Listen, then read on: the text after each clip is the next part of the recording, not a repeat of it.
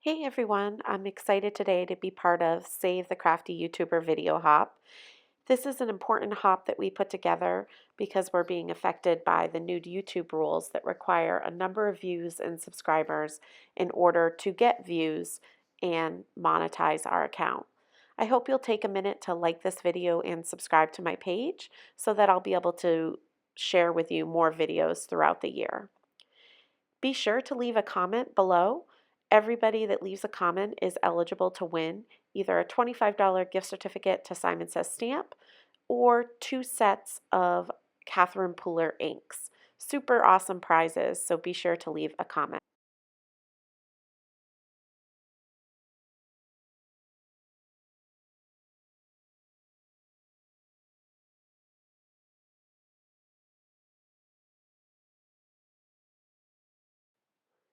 I get asked a lot what my favorite coloring medium is, and it's by far watercoloring with distress inks. Today we're going to use one of the new sets from Lawn Fawn, Sweet Friends, Distress Watercolor Cardstock, some Distress Oxides, and regular Distress inks. My go-to ink pad to stamp whenever I'm coloring with watercolors or Copic markers is the Lawn Fawn Jet Black Premium ink pad. So what I'm doing here is I'm stamping out 3 of the s'mores on Distress Watercolor Cardstock. I have a half a sheet of cardstock laminated, and this is what I use for my palette. So I just press the ink pad down onto the palette and twist to lay down some of the ink. I'm also using just a regular paintbrush, size 2 round brush to color in my images. I like to spritz a little bit of water on my palette to use as I'm coloring so I can control the water on my brush. That way you don't get too much or too little. I start by coloring the cookies with Vintage Photo Distress ink. I concentrate the color on the left side and then brush out the color with a more watery brush. For the chocolate, I use ground espresso, doing the same technique where I'm concentrating the color on the left side and towards the top of the chocolate. When an image is smaller like this, I tend to color them at the same time. It's just faster that way. I realized as I was coloring the chocolate sauce that I forgot to color the bottom of the cookie. So I go back in with some Vintage Photo and color that as well. Since I'm just using 3 brown inks here, the pool of water on my palette is fine to be using for all 3 colors.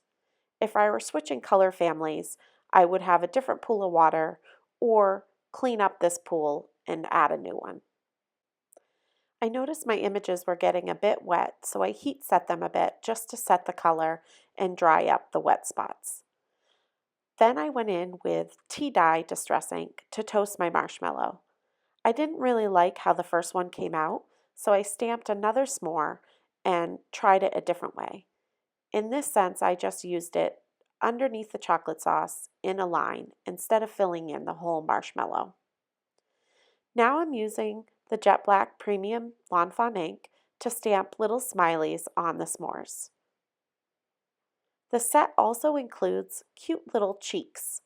So I'm using Lawn Fawn Guava ink, inking it up, stamping it on the edge, and then stamping it on the s'more so that it has a lesser ink color and has a more subtle look.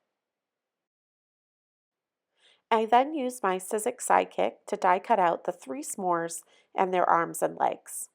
I set those aside. Now I'm using some Distress Oxide in Picked Raspberry to ink blend a little bit of a band of color along the card.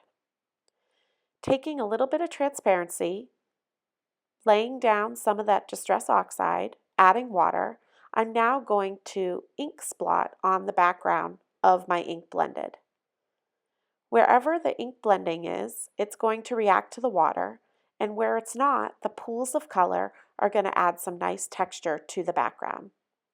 I heat set in between one layer and then added some more splots here and there. This is a really fun way to get a cool background. Then using the distress sprayer, you can gently trigger it so that it adds little droplets onto your background. Again, this will help the distress oxide move around and add some reaction to the ink blended area. I heat set the background.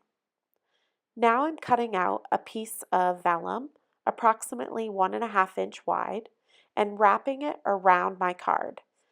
This is how I usually adhere vellum, just because I haven't found a great adhesive that I love. By wrapping it, you can use the adhesive on the back of your panel and no one will ever see. I'm going to use some 3M foam tape and attach my 3 little s'mores across the vellum band. The vellum helps the s'mores pop off the card and off of that inky backdrop. I think the arms and legs in this set are just so adorable. I can't wait to see what other Lawn Fawn images they'll work with. Using VersaFine Onyx Black ink, I'm stamping the sentiment, "I need s'more friends like you." And then, back with the Distress Oxide picked raspberry, I'm adding some little hearts from the set here and there. There's open ones and closed ones. I like how these hearts end up looking like little sequins across the card without adding actual sequins, just to fill in some spots here and there. I hope this card has inspired you to try watercoloring with distress inks. They really are a lot of fun and not super expensive, so a great way to get into watercoloring. Remember, this is part of the Save the Crafty YouTuber video hop, so be sure to click the link below to Jeanette's YouTube channel and leave a comment at all the YouTubers that are part of this hop because there's a lot of great prizes at each and every channel. I would appreciate any likes and any subscribes to my channel as well. Thank you guys. Have a great day.